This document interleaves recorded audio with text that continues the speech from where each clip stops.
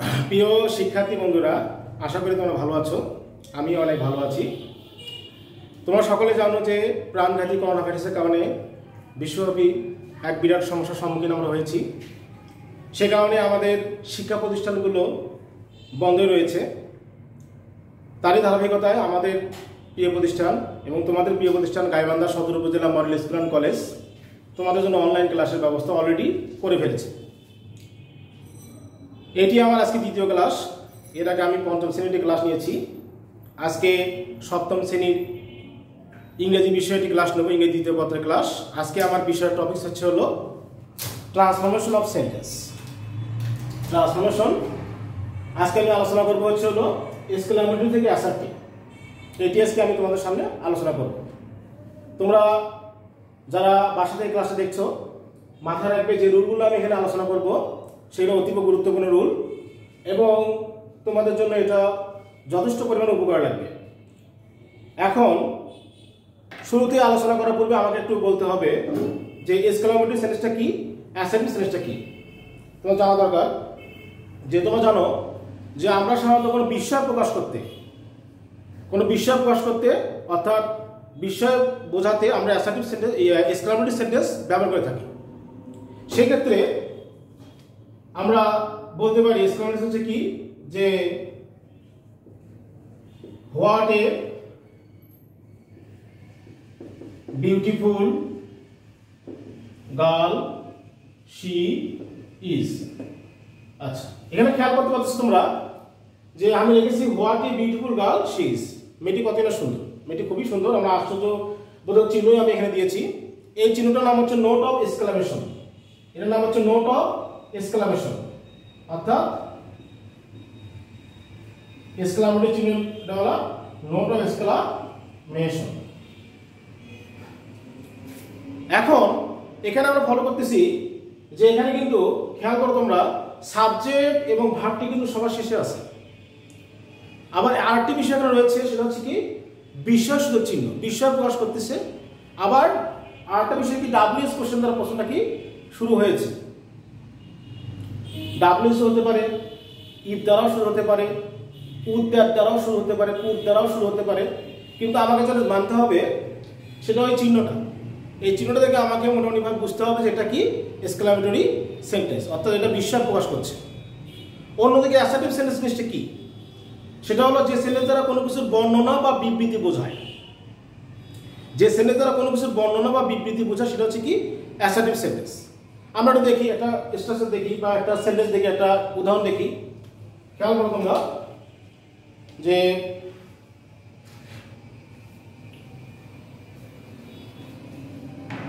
আমি বললাম যে he is a good boy, full stop.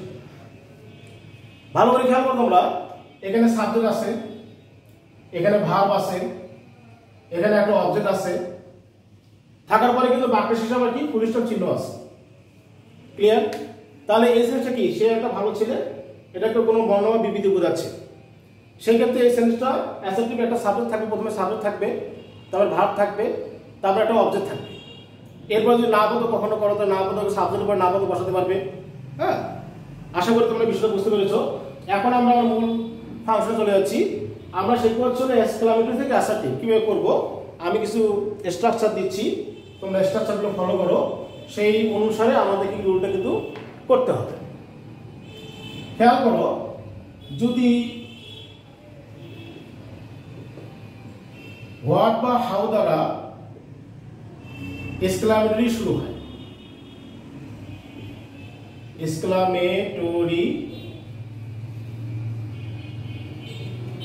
থাকে, হোয়াট বা হাউ দ্বারা যদি এক্সক্লামেটরি থাকে, তাহলে আমি কোন স্ট্রাকচারটাকে ফলো করব আমার জানা দরকার।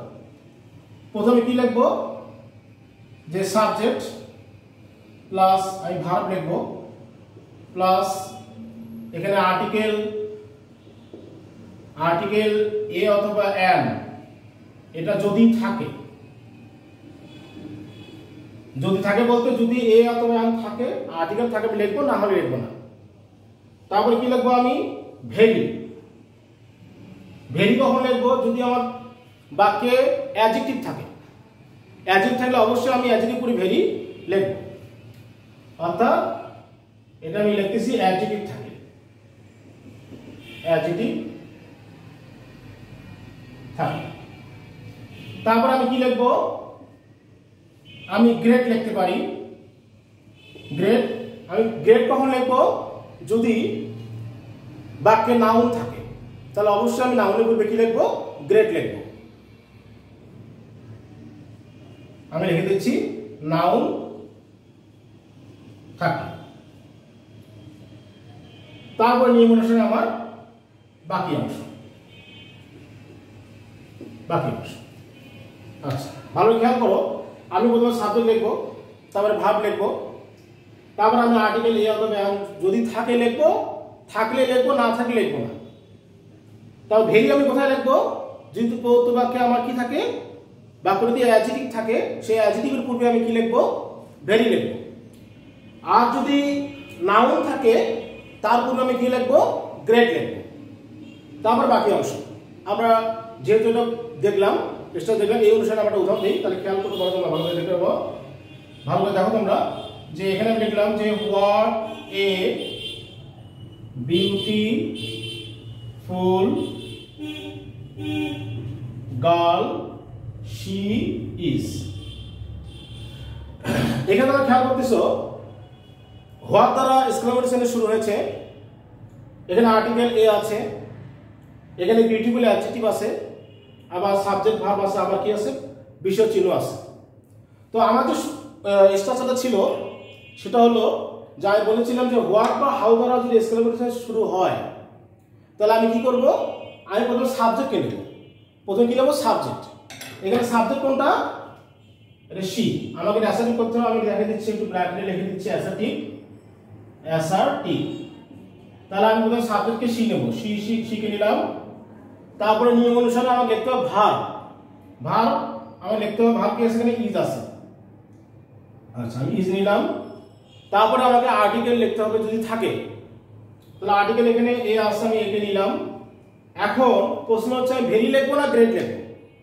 এখানে খেয়াল করো তোমরা, বিউটিফুল এটা অ্যাডজেক্টিভ, সেক্ষেত্রে আমি আগে বলেছি যে অ্যাডজেক্টিভের পূর্বে ভেরি বসবে, সেক্ষেত্রে আমরা এখানে কি লিখবো, ভেরি লিখবো।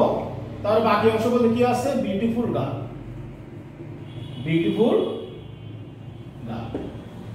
ভালো করে তোমরা খেয়াল করো, খেয়াল করলে বুঝতে পারবা। এখানে বলেছি যে প্রথমে সাবজেক্ট লিখেছি, তারপরে ভার্ব লিখেছি, তারপরে আর্টিকেল যেহেতু আসামি লিখেছি, তারপরে অ্যাডজেক্টিভ থাকার কারণে ভেরি লিখেছি, তারপরে বাকি অংশ বলতে এই বিউটিফুল গার্ল যেটা সেটা আমি লিখেছি। আশা করি তোমরা বুঝতে পেরেছো। এবার আমরা আরো একটা উদাহরণ তোমাদেরকে দিচ্ছি, তোমরা ভালোভাবে খেয়াল করো, যে আরো একটা উদাহরণ তোমাদের দিচ্ছি। খেয়াল করো, যদি আমি বলি যে what a fool you are, what a fool you are, এটাকে আমাকে অ্যাসার্টিভ করতে হবে, খেয়াল করো তোমরা, আবারও হোয়াট দ্বারা আমি সেন্টেন্স শুরু করেছি। তাহলে আমরা আগে নিয়মে করব, আগে সাবজেক্টকে নেব, সাবজেক্ট হচ্ছে এখানে কি, ইউ, আমি ইউ কে লিখলাম। ভার্ব হচ্ছে আমার এখানে আর আছে, আমি আর কে লিখলাম। আর্টিকেল আমার এখানে কি আছে, এ আছে, আমি এ লিখলাম। তারপরে আমাকে একটু ভাবতে হবে যে এখানে যে ওয়ার্ডটা আছে ফুল, এটা কোন পার্টস অফ স্পিচ, এটা হচ্ছে নাউন। ফুল মানে হচ্ছে বোকা বা মূর্খ বলতে পারো, এটা হচ্ছে নাউন। যেহেতু আমরা বলেছি যে নাউনের পূর্বে কি বসবে, গ্রেট বসবে, তাহলে অবশ্যই আমরা কি লিখবো, এখানে কি লিখবো, গ্রেট। তারপর বাকি কি আছে, ফুল। ভালো করে লক্ষ্য করো তোমরা একটু, আমি আবার বুঝে দিচ্ছি। হোয়াট দ্বারা সেন্টেন্স শুরু হয়েছে, আমি অ্যাসার্টিভ করার সময় সাবজেক্ট লিখেছি, ভার্ব লিখেছি, আর্টিকেল আমি লিখেছি, তারপরে গ্রেড কেন লিখেছি, কারণ ফুলটা হচ্ছে এখানে নাউন, সেজন্য আমি গ্রেড লিখেছি। তারপর বাকি অংশ। এরপরে আমরা আশা করি তোমার বিষয় বুঝতে পেরেছো। এরপরে আমরা নেক্সট রুলে যাচ্ছি, তোমরা ভালো করে খেয়াল করো, আমরা নেক্সট রুলে যাচ্ছি।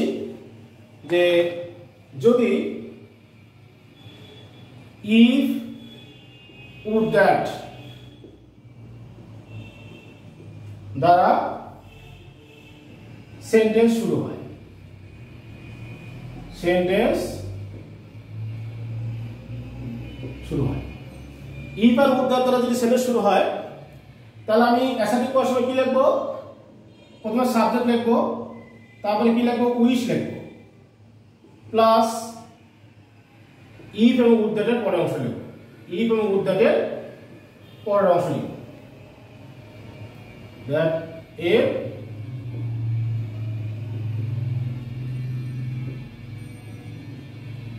পরের অংশ লিখবো।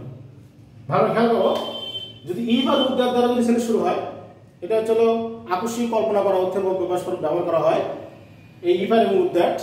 যদি if এবং would that দ্বারা যদি কোনো সেন্টেন্স শুরু হয় সেক্ষেত্রে আমি কি করব? আগে সাবজেক্ট লিখবো, তারপর নিয়ম অনুসারে উইশ লিখবো, তারপরে এবং if আর would that এর পরের অংশটা আমি লিখব। এবার আমরা উদাহরণ দিচ্ছি, খেয়াল করো যে if I were a child দিয়ে আমি একটা ডিসক্রিপশন দিলাম, if I were a child, যদি আমি শিশু হতে পারতাম। আকস্মিক কল্পনা বোঝাচ্ছে এটা কি। খেয়াল করো আমার চিহ্নটা মেইন কথা, আমি চিহ্নটা বুঝেছি, নেওটা এক্সক্লেমেশন চিহ্ন এখানে রয়েছে। এখন কথা হলো এখানে বলছি if I were a child, যদি আমি শিশু হতে পারতাম, নিয়ম অনুসারে if বা would that যুক্ত থাকলে আমি যেটা করব কি করতে হবে? প্রথমে আমাকে সাবজেক্ট লিখতে হবে। সাবজেক্ট কি আছে? I লিখলাম, তারপরে আর কি লিখতে হবে? আমার একটু বড় করে দেখাচ্ছি, ফন্টটা বড় করে দেখাচ্ছি তোমাদেরকে। I, তারপরে কি লিখবো? উইশ, I wish, তারপরে কি বলছি? if এবং would that এর পরের অংশ, if এবং would that এর পরের অংশ কি রয়েছে? I were a child রয়েছে, তাহলে আমরা ওটাই লিখবো I were a child। ভালো করে খেয়াল করো, তোমরা একটু খেয়াল করলে বুঝতে পারবা আমি কি বললাম। এখানে if দ্বারা শুরু হয়েছে, সেক্ষেত্রে আমি সাবজেক্ট লিখেছি, উইশ লিখেছি, তারপরে if এর পরের অংশটা লিখেছি। এর পরের অংশ কি হচ্ছে? I were a কি? child। আচ্ছা, এবার would that দিয়ে আমরা একটা উদাহরণ দেখি, তাহলে আর ক্লিয়ার হবে। খেয়াল করো তোমরা, আমরা যদি would that দিয়ে একটা উদাহরণ দেখি তাহলে মানে আমাদের আরো ক্লিয়ার হবে। যদি বলি would that I would be a bird, যদি এমন হতো আমি পাখি হতে পারতাম, এটা আকস্মিক কল্পনা এসব কথা আর কি। যদি এমন হতো আমি পাখি হতে পারতাম, খেয়াল করে এখানে would that দ্বারা সেটা শুরু হয়েছে, তাহলে আমি সাবজেক্টে লিখবো। আগে সাবজেক্ট হচ্ছে কি? I, নিয়ম অনুসারে আমি উইশ লিখবো, উইশ লিখলাম, তারপর আমাকে would that এর পরের অংশ লিখতে হবে। would that এর পরের অংশ কি আছে? I would be a কি? bird। আমি কি লিখবো? I would be a bird। আশা করি তোমরা বিষয়টা বুঝতে পেরেছো। এরপরে আমরা নেক্সট চলে যাচ্ছি। খেয়াল করো তোমরা, আমরা অলরেডি দুটো শিখে ফেলছি, এরপরে আমরা তৃতীয় নম্বর বলে যাচ্ছি। খেয়াল করো, যদি হ্যাড দ্বারা এক্সক্লেমেটরি সেন্টেন্স শুরু হয়, হ্যাড দ্বারা এক্সক্লেমেটরি সেন্টেন্স শুরু হয়, এক্সক্লেমেটরি শুরু হয়, হ্যাড দ্বারা যদি কখনো এক্সক্লেমেটরি সেন্টেন্স শুরু হয় যে, তাহলে খেয়াল করতে পারো তোমরা কি করতে পারো? আমরা এখানে আগে প্রথমে সাবজেক্ট লিখবো, তারপর নিয়ম অনুসারে আবার উইশ লিখবো, তারপরে প্লাস পুনরায় আমি সাবজেক্ট লিখবো, পুনরায় সাবজেক্ট লিখবো, তারপরে কি আবার হ্যাড লিখবো, plus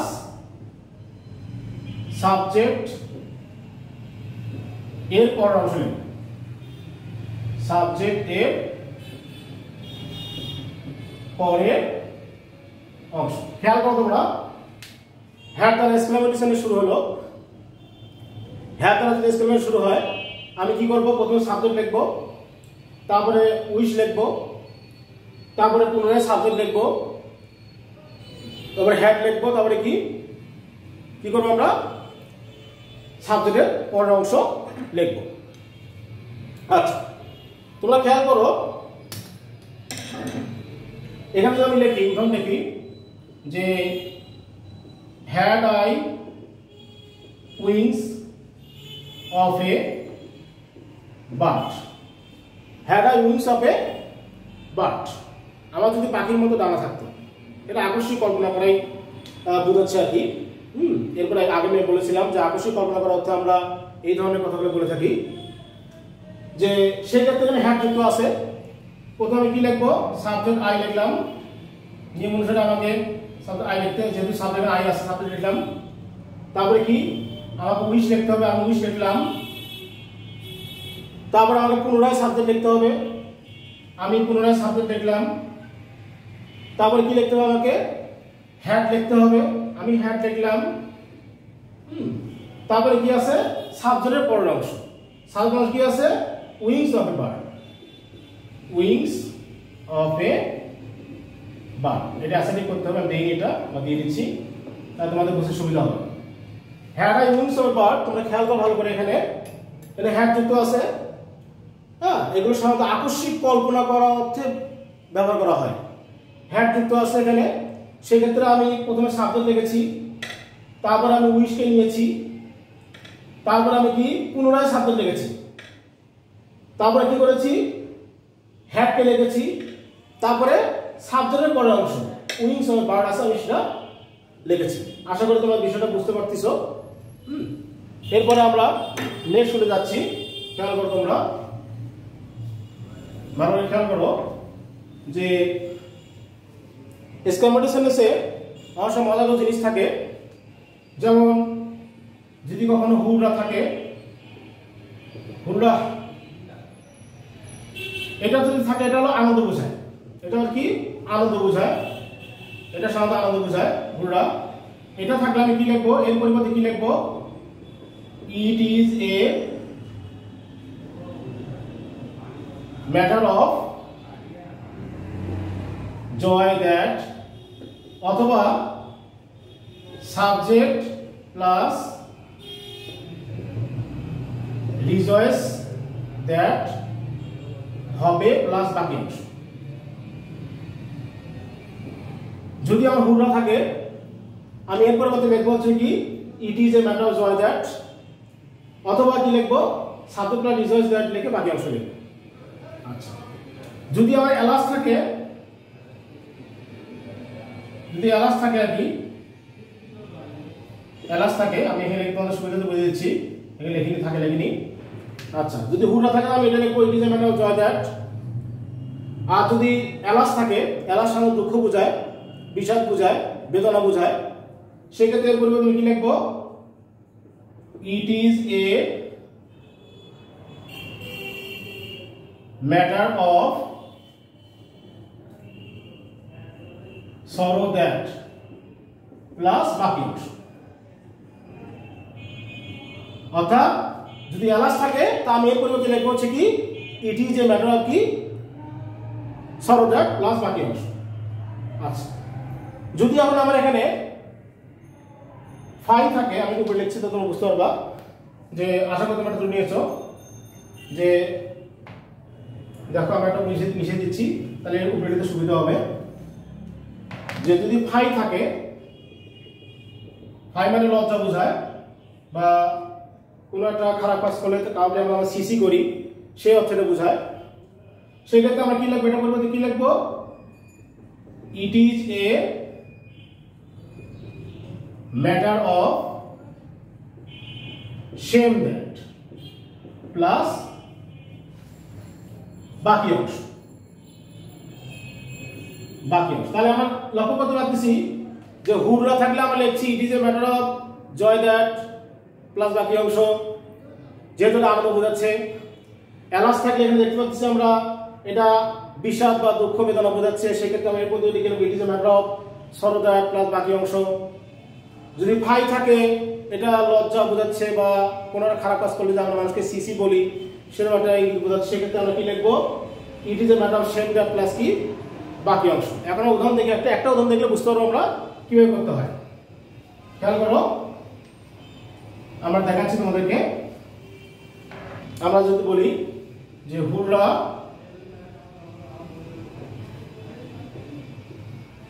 we have won the game. হুররা, এখানে কিন্তু বিশেষ চিহ্নগুলো হুররা, এলাস বা ফাই ফাই তারপরে দিতে হবে। আমি কিন্তু এখানে তারপরে দিছি কিন্তু, হ্যাঁ খেয়াল করো তোমরা। হুররা we have won the game, এখানে কিন্তু আমাকে বোঝাচ্ছে। সেক্ষেত্রে আমরা কি লিখতে পারি, এই হুররার পরিবর্তে কি লিখবো, যে it is a matter of joy that, লেখার পরে কি লিখবো, বাকি অংশ লিখবো আর কি। We have won the game. ভালো খেয়াল করো তোমরা, এখানে হুররা আছে, সেই ক্ষেত্রে আমি কি করেছি, এর পরিবর্তে আমি কি লিখেছি, it is a matter of joy that লিখেছি। যেহেতু আমাকে অ্যাসার্টিভ করতে হচ্ছে, আমি বারবার লিখছি না, তোমাদের সমস্যা হতে পারে, আমি লিখে দিচ্ছি। এই যে অ্যাসার্টিভ করতে হবে, যেহেতু যে আমার কি করতে হবে, it is a matter of joy that, তারপরে কি বাকি অংশ উই হ্যাভ ওন দ্য কি গেম। আশা করি নির্দিষ্ট বুঝতে পেরেছো। যদি এখানে আলাস থাকতো তাহলে আমি কি লিখতাম, ইট is a matter of sorrow that, সেক্ষেত্রে সেন্টেন্সটা দুঃখের হতো, বিশেষ এই তোমরা এই we have won the game হতো না, অন্য কোনো সেন্টেন্স হতো। যদি ফাই হতো তাহলে কি লিখতাম, ইট is a matter of same that, তারপর বাকি অংশ। আশা করি তোমরা বুঝতে পেরেছো এটা। নেক্সট রুল, খেয়াল করো তোমরা, যদি ভার্ববিহীন সেন্টেন্স থাকে, এক্সক্লেমেটরি ভার্ববিহীন হবে, এক্সক্লেমেটরি ভার্ববিহীন হলে, ধরো ভার্ব নাই, তখন তুমি কি করবে, তাহলে অ্যাসার্টিভ করার সময় আমাকে সাবজেক্ট হিসেবে ইট এবং ভার্ব হিসেবে ইজ ধরে নিতে হবে। অর্থাৎ অ্যাসার্টিভ করার সময় কি করব, যখন আমি অ্যাসার্টিভ সেন্টেন্স করব তখন আমি সাবজেক্ট হিসেবে ইট এবং ভার্ব হিসেবে ইজ দিয়ে করতে হবে, দিয়ে করতে হবে। সেটা কেমন, আমরা এক নম্বর বলে দেখেছি যে আমরা সাবজেক্ট নিয়েছি, ভার্ব নিয়েছি, আর্টিকেল বসিয়েছি, এক নম্বর রুলের কথা বলছি আমি। সেখানে আমরা দেখেছি যে ভেরি বা গ্রেডও আমরা বসাচ্ছি, এবং আমি এটাও বলেছি আমাদের ভেরি কোথায় বসে এবং গ্রেড কোথায় বসে। আমরা দেখে একটা যে হোয়াট এ পিটি, কি করুন না, কি কারণ, তাই না? এখানে হোয়াট এ পিটি দেখো, খেয়াল করো তোমরা, এই উক্ত সেন্টেন্সে কোথাও ভার্ব নেই,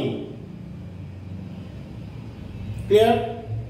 সেক্ষেত্রে আমরা কি করবো, ইট ইজ দিয়ে শুরু করবো।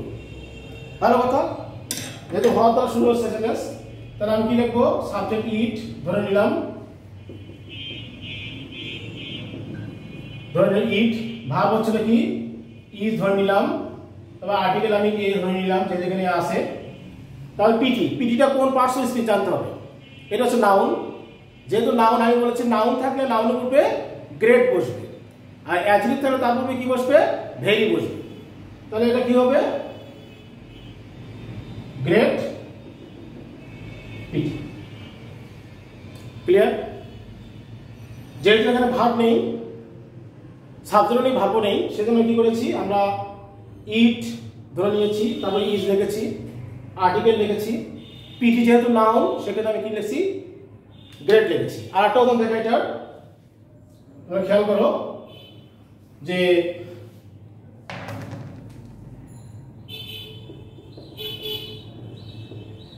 How nice two